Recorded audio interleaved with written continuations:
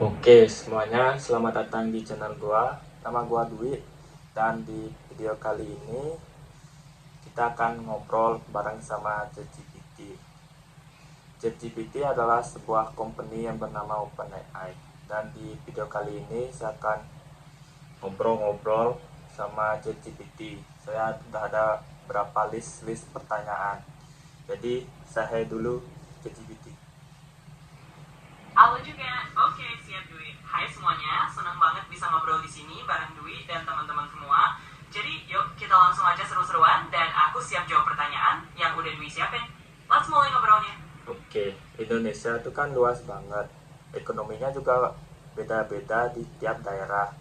Ada Bali yang bertumbuh pada pariwisata, ada Jawa dengan industri dan perdagangan, ada Kalimantan dengan sumber daya alamnya. Nah, hukum ekonomi kita tuh sebenarnya udah nyatu belum sih sama realitas ekonomi daerah kayak gitulah. Nah, itu pertanyaan yang menarik banget. Jadi memang Indonesia ini kan beragam banget secara ekonomi di tiap daerahnya. Hukum ekonomi kita sebenarnya secara teori sih udah berusaha mencakup semuanya, tapi dalam prakteknya nih ya kadang masih ada tantangan buat benar-benar nyatu sama kondisi lokal. Jadi ya hukum ekonomi kita terus berkembang supaya bisa lebih relevan dan fleksibel sama realitas ekonomi daerah-daerah yang beragam itu. Di pertanyaan kedua, apakah hukum ekonomi Indonesia sudah benar-benar mencerminkan kebutuhan ekonomi di berbagai daerah? Nah, kalau kita lihat secara keseluruhan, sebetulnya hukum ekonomi kita itu masih dalam proses terus menyesuaikan. Jadi mungkin belum sepenuhnya mencerminkan kebutuhan ekonomi di setiap daerah dengan sempurna. Tapi ya pelan-pelan ada upaya untuk bikin regulasi atau kebijakan yang lebih fleksibel dan sesuai dengan karakteristik ekonomi daerah. Jadi intinya masih terus jalan dan berkembang supaya lebih pas sama kebutuhan di lapangan. Kalau bicara sistematika hukum ekonomi, apakah struktur udah cukup fleksibel untuk menghadapi tantangan global atau malah masih terlalu birokratis? Nah, kalau kita bicara soal strukturnya, sebenarnya hukum ekonomi kita itu udah mulai berusaha lebih fleksibel, tapi jujur aja di beberapa bagian memang masih ada rasa agak birokratis. Jadi tantangan global itu kadang bikin kita harus lebih gesit, dan ya masih ada PR buat bikin aturan yang lebih luas dan gak terlalu ribet. Tapi arahnya sih sudah ke sana supaya kita bisa lebih siap menghadapi dinamika ekonomi global. Menurut pandangan kamu, ChatGPT berapa besar peran hukum? Kita ulang dari tadi ya. Oke, siap. Kita ulang aja dari bagian tadi ya, biar alurnya lebih mulus. Jadi kamu bisa mulai lagi dari pertanyaan atau topik yang barusan kita bahas, dan aku bakal jawab dengan lebih nyambung. Yuk, kita coba lagi. Kalau bicara secara sistematika hukum ekonomi, apakah struktur udah cukup fleksibel untuk menghadapi tantangan global atau malah masih terlalu birokratis? Nah, kalau kita bicara soal sistematikanya, sebetulnya hukum ekonomi kita itu udah mulai lebih fleksibel, tapi memang di beberapa sisi masih terasa ada nuansa birokratisnya. Artinya, kita masih dalam proses terus menyempurnakan supaya lebih luas menghadapi tantangan global. Jadi, ada kemajuan ke arah fleksibilitas, tapi ya masih ada ruang untuk bikin aturan-aturan itu lebih adaptif dan nggak terlalu kaku. Menurut pandangan kamu, ChatGPT berseberapa besar peran hukum ekonomi dalam menjaga stabilitas dan keadilan di sektor-sektor vital seperti pariwisata, perdagangan, dan UMKM? Menurut pandanganku, hukum ekonomi itu punya peran yang cukup besar. Karena dengan hukum ekonomi yang baik, sektor-sektor vital kayak pariwisata, perdagangan, dan UMKM bisa lebih stabil dan adil. Artinya pelaku usaha di sektor itu ngerasa diperlakukan secara fair, ada kepastian hukum, dan pada akhirnya membantu jaga tertekan dalam. Jadi memang perannya cukup sentral untuk bikin semuanya berjalan lebih tertib dan merata. Sekarang kita bahas dari sisi kesejahteraan banyak orang. Banyak orang bilang hukum ekonomi itu bagus kalau bisa bikin rakyat sejahtera, tapi benar nggak sih itu? Iya, ini perspektif yang menarik. Jadi memang banyak yang bilang kalau hukum ekonomi itu dinilai berhasil kalau bisa bikin masyarakat sejahtera. Nah, secara ideal, memang hukum ekonomi yang adil dan efisien, itu bisa menciptakan lingkungan yang mendukung kesejahteraan. Tapi tentu aja itu bukan satu-satunya faktor, karena ada banyak aspek lain juga yang memengaruhi kesejahteraan, kayak kebijakan sosial, pendidikan, dan lain-lain. Jadi hukum ekonomi itu salah satu fondasi penting, tapi tetap bagian dari gambaran yang lebih besar untuk mencapai kesejahteraan bareng-bareng. Nah, menurut kamu apa penyebab hukum ekonomi kadang gagal menciptakan kesejahteraan ekonomi secara merata? Ya, menurutku ada beberapa hal yang bisa bikin hukum ekonomi kadang nggak sebenarnya berhasil menciptakan kesejahteraan yang merata. Salah satunya, mungkin karena implementasinya di lapangan yang nggak selalu konsisten. Kadang regulasi yang lebih bagus di atas kertas belum tentu diterapkan secara adil atau merata di berbagai daerah. Selain itu, faktor-faktor lain seperti ketimpangan ekonomi yang sudah ada, akses yang nggak merata, atau mungkin kurangnya pengawasan juga bisa berperan. Jadi intinya, selain bikin aturan yang baik, penting juga untuk memastikan penerapannya benar-benar jalan dengan baik di lapangan. Dalam konteks pembangunan daerah, gimana seharusnya hukum ekonomi berperan supaya pertumbuhan ekonomi gak cuma numpuk di kota besar saja? Ya, itu poin yang penting banget. Dalam konteks pembangunan daerah, hukum ekonomi seharusnya bisa mendorong pemerataan dengan cara bikin aturan atau insentif yang mendukung pertumbuhan di daerah-daerah, bukan cuma di kota besar. Jadi misalnya ada kebijakan yang mempermudah investasi di daerah, atau dukungan khusus buat UMKM di wilayah yang belum berkembang pesat. Dengan begitu, pertumbuhan ekonominya bisa lebih tersebar, dan masyarakat di berbagai daerah juga bisa merasakannya, nggak cuma terpusat di kota-kota besar. Kalau kita bicara keadilan ekonomi, apakah Indonesia perlu mengubah pendekatan hukumnya biar lebih berpihak pada masyarakat kecil? Iya, itu pertanyaan yang sangat relevan. Sebetulnya ada baiknya memang pendekatan hukum kita terus berkembang supaya lebih berpihak pada masyarakat kecil. Artinya, mungkin kita perlu menyesuaikan aturan-aturan supaya lebih inklusif, mudah diakses, dan benar-benar melindungi kepentingan mereka yang mungkin selama ini agak kesulitan. Dengan pendekatan hukum yang lebih berkeadilan dan berpihak pada yang kecil, kita bisa memastikan bahwa manfaat ekonomi itu bisa dirasakan lebih merata oleh semua lapisan masyarakat. Nah, kalau misalnya udah ada robot nih, kan ada robot baru yang humanoid, yang apa tuan Neo the Home Robot tuh. Nah, gimana kalau udah ada itu, gimana jadi sektor ekonomi kita di Indonesia? Nah, kalau kita udah mulai masuk ke era di mana robot-robot humanoid seperti itu hadir, tentu bakal ada dampak yang menarik buat sektor ekonomi kita. Di satu sisi, teknologi kayak gitu bisa bantu meningkatkan efisiensi, misalnya di sektor jasa atau industri tertentu, dan bisa mengurangi beban kerja manusia di beberapa hal. Tapi di sisi lain, kita juga perlu mikir gimana caranya agar adopsi teknologi ini tetap inklusif, supaya nggak malah nambah kesenjangan. Jadi intinya, robot-robot kayak gitu bisa jadi peluang besar, asal kita atur dengan bijak, biar manfaatnya bisa dinikmati banyak orang. Apakah hukum ekonomi di Indonesia sudah siap menghadapi perubahan besar akibat hadirnya AI dan robot seperti Neo the Home Robot tuh? Nah, itu pertanyaan yang menarik. Sebetulnya hukum ekonomi kita sedang bergerak ke arah yang lebih adaptif, tapi memang belum bisa dibilang sebelumnya siap. Masih ada banyak ruang untuk menyesuaikan regulasi supaya lebih responsif terhadap perubahan teknologi kayak AI dan robot-robot canggih. Intinya, kita perlu terus mendorong pembaruan hukum dan kebijakan yang bisa mengakomodasi teknologi baru sambil tetap menjaga keadilan dan inklusivitas. Jadi ya, kita sedang menuju ke arah kesiapan, tapi masih perlu penyesuaian lebih lanjut. Kalau semua sektor industri nanti dijalankan oleh robot dan AI, apakah hukum ekonomi di Indonesia harus mengubah konsep nilai kerja dan upah? Ya, itu memang hal yang sangat mungkin terjadi. Kalau nantinya banyak sektor industri yang dijalankan oleh robot dan AI, hukum ekonomi kita memang perlu beradaptasi lagi, terutama soal konsep nilai kerja dan upah. Mungkin nanti kita akan lebih fokus pada bagaimana membagi manfaat ekonomi dari otomatisasi ini secara adil, misalnya dengan mempertimbangkan jaring pengaman sosial baru atau cara distribusi pendapatan yang berbeda. Jadi intinya hukum ekonomi kita harus siap bertransformasi, mengikuti perubahan zaman, biar tetap relevan dan adil. Siapa yang seharusnya bertanggung jawab kalau keputusan ekonomi yang dibuat oleh AI justru menimbulkan kerugian? Pengembangnya, penggunaannya, atau pemerintahnya? Nah, ini memang pertanyaan yang cukup rumit dan banyak dibahas juga. Biasanya tanggung jawab itu bisa melibatkan beberapa pihak. Pengembang tentu punya tanggung jawab karena mereka yang merancang AI tersebut.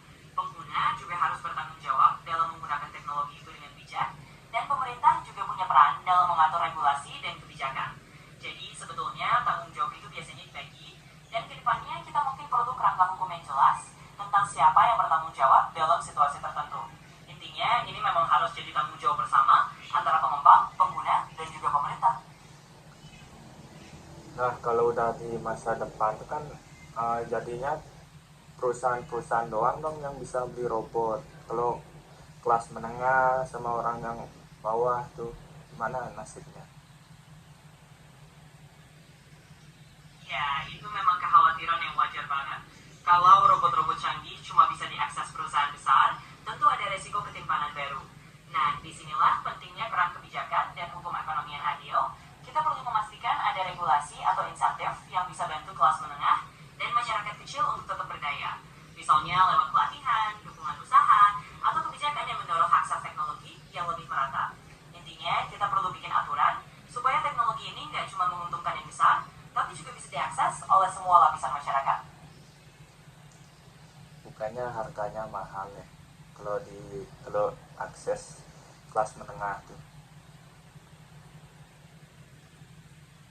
Ya, betul. Memang kalau teknologinya masih mahal, kelas menengah atau masyarakat kecil mungkin bakal kesulitan buat diakses. Nah, disinilah peran kebijakan yang bisa bikin teknologi itu lebih terjangkau, misalnya dengan insentif, subsidi, atau program-program yang membantu distribusi teknologi secara lebih merata. Dengan begitu, nantinya kelas menengah pun punya peluang buat ikut memanfaatkan teknologi tersebut. Kalau AI bisa menghasilkan uang atau kontribusi pada ekonomi, apakah dia punya hak ekonomi atau tetap dianggap alat produksi semata? Ya, itu pertanyaan yang menarik dan juga lagi banyak dibahas. Meskipun AI bisa menghasilkan uang atau kontribusi ekonomi, biasanya AI tetap dilihat sebagai alat produksi aja, bukan sebagai entitas yang punya hak ekonomi sendiri. Artinya, hak-hak ekonominya tetap dipegang oleh manusia atau entitas hukum yang memilikinya, misalnya perusahaan yang menciptakan atau mengoperasikan AI tersebut. Jadi, AI nggak punya hak ekonomi layaknya manusia, dan dia tetap dianggap sebagai alat yang diatur oleh pemilik atau penggunanya. Nah, kalau di masa depan manusia kehilangan pekerjaan dan penghasilan, siapa yang bisa memberi produk dan layanan yang dihasilkan oleh robot? Iya, itu pertanyaan yang penting dan memang jadi perdebatan juga. Kalau di masa depan banyak pekerjaan manusia yang tergantikan oleh robot, maka distribusi produk dan layanan dari robot-robot itu tetap harus diatur oleh manusia atau lembaga yang bertanggung jawab. Misalnya pemerintah atau perusahaan yang mengelola robot-robot itu bisa memastikan bahwa hasil dari otomasi ini tetap terdistribusi ke masyarakat. Bisa lewat kebijakan seperti pajak robot, universal basic income, atau program sosial lainnya. Intinya, meskipun robot yang memproduksi, tetap perlu ada tangan manusia atau kebijakan yang atur supaya hasilnya bisa dinikmati semua orang.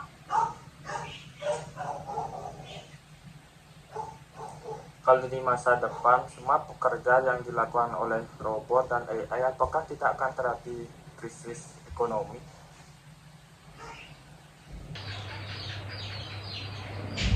Kita lanjut ya pertanyaan berikutnya. Oke, siap. Lanjut aja ke pertanyaan berikutnya. Aku siap dengerin dan ngobrol terus. Apa nih yang mau kita bahas selanjutnya? Langkah strategis apa yang perlu diambil pemerintah untuk memperkuat sistem hukum ekonomi di era digital?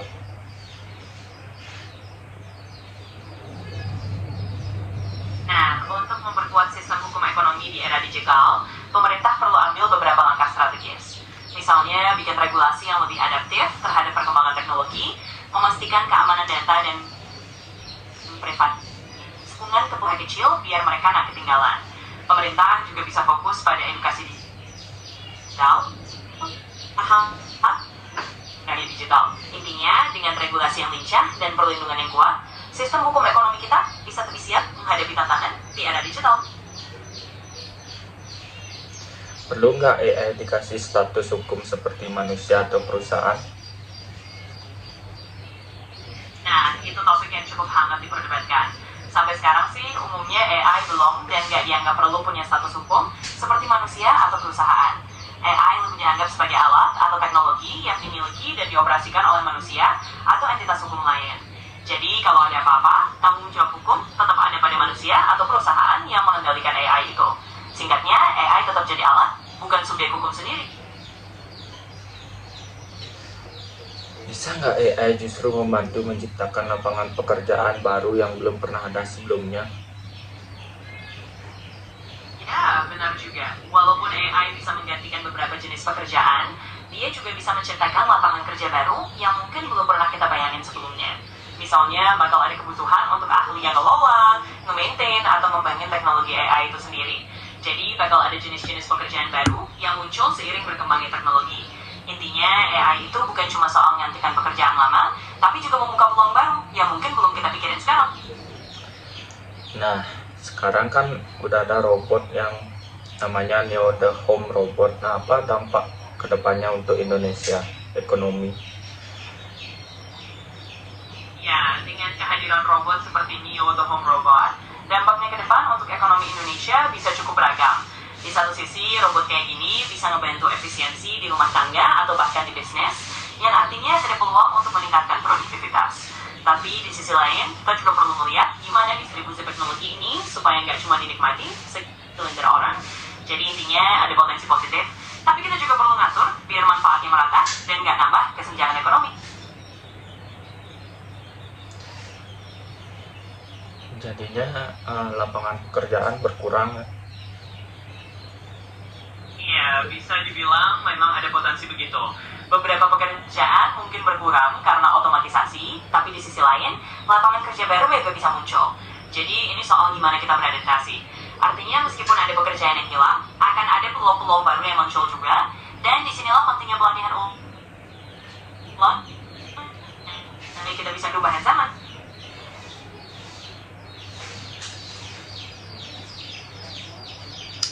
Bisa nggak AI punya kesadaran sendiri? Kalau iya, apa yang bakal terjadi sama hukum dan moral manusia? Nah, itu pertanyaan yang cukup filosofis dan banyak dibahas juga. Saat ini AI belum punya kesadaran sendiri, dan sebenarnya apakah AI bisa punya kesadaran, itu masih jadi perdebatan besar. Tapi kalau seandainya suatu hari nanti AI beneran punya kesadaran, itu pasti bakal bikin kita harus merevisi banyak hal dalam hukum dan moral. Kita mungkin harus mikirin hak dan tanggung jawab AI, dan itu akan membuka babak baru dalam etika dan hukum kita. Tapi untuk sekarang, itu masih wilayah regulasi, jadi kita belum sampai di titik itu. Menurut kamu, apakah di masa depan manusia masih dibutuhkan kalau semua pekerjaan dilakukan oleh AI? Menurutku, manusia masih akan tetap dibutuhkan di masa depan, bahkan kalau AI banyak ngambil alih pekerjaan. Soalnya ada hal-hal kayak kreativitas, empati, dan pengambilan keputusan etis yang masih susah digantikan sepenuhnya oleh mesin. Jadi meskipun AI bakal banyak bantuin, manusia tetap punya peran penting, entah itu dalam mengawasi AI, bikin inovasi baru, atau ngurus hal-hal yang butuh sentuhan manusia.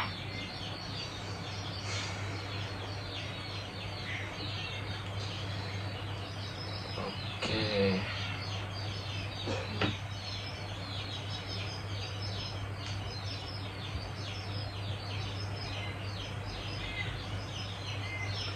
Bagaimana hukum bisa memastikan manusia tetap jadi pusat dari sistem ekonomi, bukan digantikan sepenuhnya oleh algoritma dan mesin? Ya, untuk memastikan manusia tetap jadi pusat sistem ekonomi, kuncinya adalah bikin kebijakan yang fokus pada nilai-nilai manusiawi. Artinya, kita perlu ngatur supaya teknologi itu alat bantu, bukan pengganti manusia. Kita bisa pastiin ada regulasi yang melindungi pekerjaan yang memang butuh sentuhan manusia, investasi dalam pendidikan dan keterampilan biar orang-orang bisa beradaptasi, dan memastikan bahwa keputusan-keputusan penting tetap melibatkan nilai-nilai kemanusiaan. Jadi intinya, kita harus bikin keseimbangan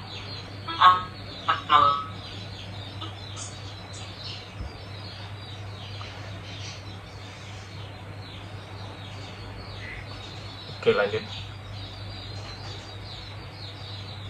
Oke, lanjut. Kalau ada hal lain yang mau kamu bahas, tinggal sampaikan aja. Aku siap ngebantu terus ngobrol atau jawab pertanyaan kamu.